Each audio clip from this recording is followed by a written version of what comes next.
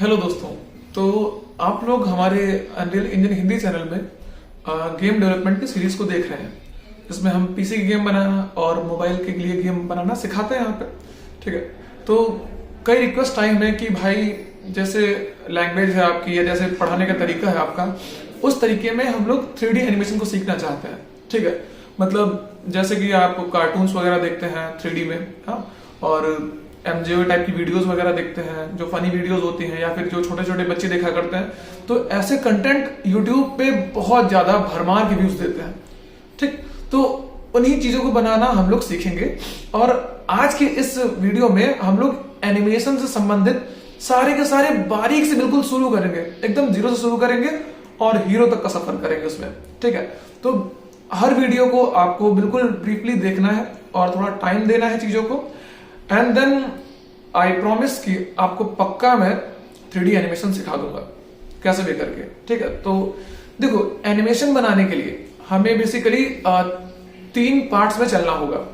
तो पहला जो स्टेप है वो है प्री प्रोडक्शन का। ठीक है, प्री प्रोडक्शन और साथ साथ जो सेकंड स्टेप आएगा मेरा वो प्रोडक्शन होगा, एंड देन उसके बाद हमारा पोस्ट प्रोडक्शन होगा। ठीक, तो इन 3 पार्ट्स में हम लोग एनिमेशन को बनाते हैं। ठीक, मतलब जो हमारा फाइनल लॉन्चिंग होती है वो इन 3 फेजेस से होकर गुजरती है। कौन कौन से फेजेस? प्री प्रोडक्शन मतलब प्रोडक्शन के पहले का, एंड देन प्रोडक्शन मतलब कि प्रोडक्शन होने तक का या फिर हो रहा है जब तक, एंड देन उसके बाद पोस्ट प्रोडक्शन मतलब प्रोडक्शन हो जाने के बाद। ठीक, तो देखो प्री प्रोडक्शन में हम लोग कौन कौन से काम करते हैं। ठीक, पहले तो हम लोग टॉपिक्स को सोचते हैं कि हमें जो एनिमेशन बनाना है, हमें वीडियो जो बनानी है 3D में, वो एक्चुअली में उसका टॉपिक क्या होगा। तो पहला हो जाएगा मेरा find topic. Okay, and then उसके बाद हम लोग सेकेंड ये काम करते हैं कि हम लोग स्क्रिप्ट को ध्यान में रखते हैं कि हमें स्क्रिप्ट जो लिखनी है उस स्क्रिप्ट के रिगार्डिंग डायलॉग्स क्या होंगे, है ना। तो हम लोग स्क्रिप्ट लिखते हैं बढ़िया सी, एंड देन उसमें डायलॉग्स वगैरह को डालते हैं।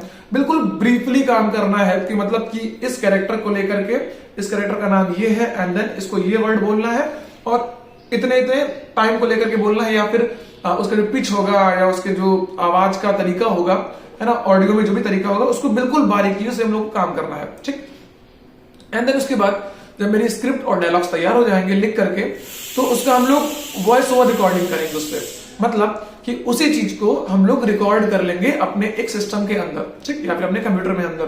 तो रिकॉर्डिंग करने के लिए हम लोग एकदम फ्री सॉफ्टवेयर ऑडासिटी का यूज करेंगे। ऑडासिटी में आपको बहुत सारी बेसिक चीजें मिल जाती हैं जो कि बहुत यूजफुल होती हैं। आप अगर देखेंगे जा करके तो आपको बहुत सारे पेड सॉफ्टवेयर मिलते हैं जिसमें कि आपको ऑडियो का इफेक्ट लगाना होता है, देन वहां प्रॉब्लम्स आ जाती हैं। तो हम लोग अभी बिगिनर हैं, कोई खास अच्छी कमाई नहीं है, सो क्या करेंगे कि बिल्कुल फ्री सॉफ्टवेयर को यूज करेंगे जो कि ऑडासिटी हो जाएगा आपका।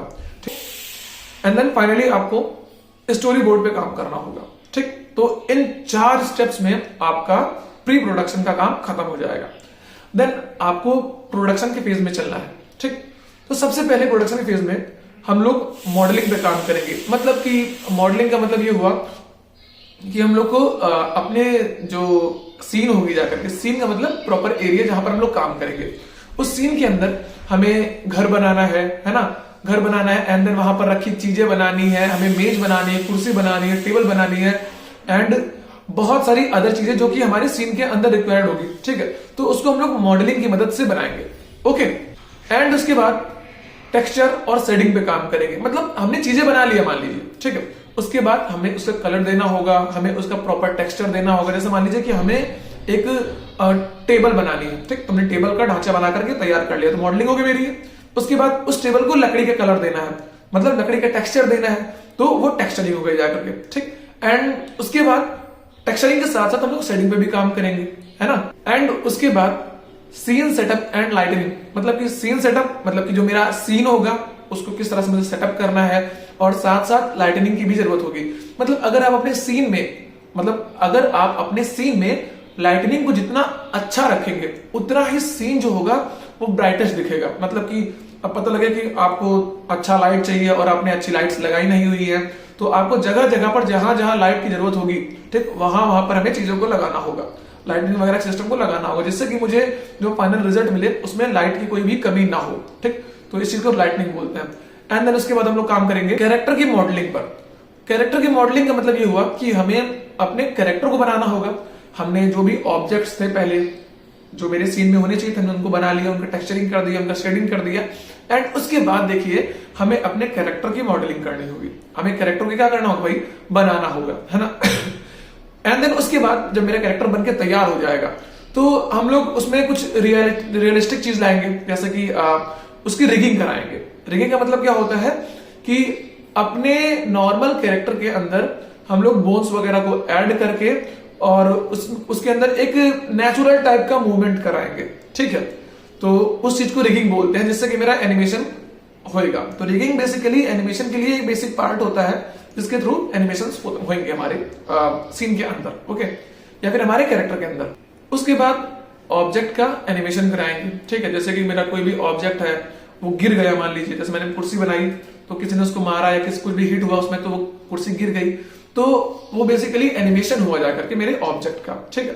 तो उसको हम लोग करेंगे। एंड देन उसके बाद कैरेक्टर का एनिमेशन करेंगे कि कैरेक्टर मेरा चल रहा है, बोल रहा है, वगैरह वगैरह, ठीक है। फिर उसके बाद हम लोग फेस एक्सप्रेशन पे काम करेंगे, मतलब कि मेरा कैरेक्टर जब एनिमेट होगा उस दौरान अगर वो फेस को जैसे भौं ऊपर करना, हंसना या फिर नाक को मोटा करना, वगैरह वगैरह चीजें, है ना, तो ये फेस का एक्सप्रेशन दिखाती है, तो बताती है कि हाँ एक्चुअली में वीडियो में चल क्या रहा है, ठीक।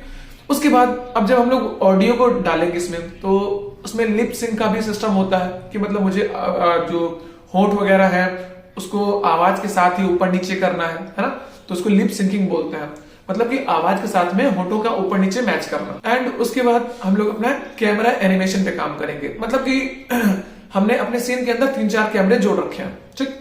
तो कैमरा किस तरह से अपने आप को स्विच करेंगे एक दूसरे के बीच में, या फिर किस तरह से कोई कैमरा मूवमेंट करेगा ताकि मेरा सीन एकदम बिल्कुल घूमता हुआ या फिर कुछ रियलिस्टिक दिखाई पड़े, जैसा कि हम लोग अपने कार्टून्स की वीडियो में देखते हैं या 3D एनिमेशन की मूवीज वगैरह में देखते हैं, है ना। फिर इसके बाद हम लोग अपने सीन के अंदर कुछ सिमुलेशंस वगैरह हैं, जैसे ओशियन सिमुलेशन हो गया, क्लोथ सिमुलेशन हो गया, है ना, तो उन सब चीजों का यूज कर सकते हैं चीजों को रियलिस्टिक बनाने के लिए। और फिर चाहे तो कुछ इफेक्ट्स दिखाने के लिए हम लोग पार्टिकल सिस्टम का या फिर फिजिक्स सिमुलेशन का भी यूज कर सकते हैं। ब्लेंडर ने आपको जिस सॉफ्टवेयर में हम सिखाएंगे इस चीज को, ठीक है, उसमें सारी की सारी चीजें एकदम फ्री दी गई है, और इन सब चीजों को हम लोग ब्लेंडर नाम के सॉफ्टवेयर में सीखेंगे, जो कि कंप्लीटली फ्री है। आप तुरंत ही एनिमेशन की वीडियो बनाइए और फ्री उसको लॉन्च कर दीजिए। कोई भी तरह का कोई भी कॉपीराइट वगैरह है, कोई भी क्लेम्स वगैरह कुछ भी नहीं आने वाले हैं, ठीक है। ना कोई इसमें वाटरमार्क होता है कि आपको खरीदना पड़े, कुछ भी नहीं है। और जो ये मेरा ब्लेंडर सॉफ्टवेयर है वो बेसिकली बहुत ही कम एमबी में आएगा। ये मान लीजिए कि आपका 200 एमबी में एकदम बेहतरीन सॉफ्टवेयर तैयार हो जाएगा, एंड उसमें आप काफी कुछ चीजें कर सकते हैं। आपको जब हम सिखाएंगे, स्टार्ट करेंगे चीजों को सिखाना ब्लेंडर के अंदर, देन आपको सब कुछ बताएंगे बढ़िया से एकदम, ठीक है। फिजिक्स सिमुलेशन के बाद हम लोग जब चीजें बना चुके होंगे तब उसको रेंडर करेंगे। रेंडर का मतलब देखिए ये होता है कि जो भी हमारी चीजें लेवल के अंदर रखी हुई है या फिर मेरा सीन के अंदर भी चीज रखी हुई है, ठीक है, उन चीजों में लाइटनिंग वगैरह को रिबिल्ड करना या फिर एडजस्ट करना, कैलकुलेशंस वगैरह को मेंटेन करना, ठीक है, वो बेसिकली रेंडर कहलाता है। एंड देन उसके बाद हम लोग जो मेरा सीन होगा उसको फाइनली रेंडर कर देंगे, ठीक है। मतलब रेंडर करने के जब रेंडर हो जाएगा तो वो चला जाएगा, इतना पोर्शन मेरा प्रोडक्शन के फेजेस में चला जाएगा, मतलब कि इतने जो पार्ट्स हैं वो प्रोडक्शन के बेसिकली पार्ट्स हैं, ठीक है। एंड देन उसके बाद आता है मेरा थर्ड फेज जो कि है पोस्ट प्रोडक्शन, ठीक।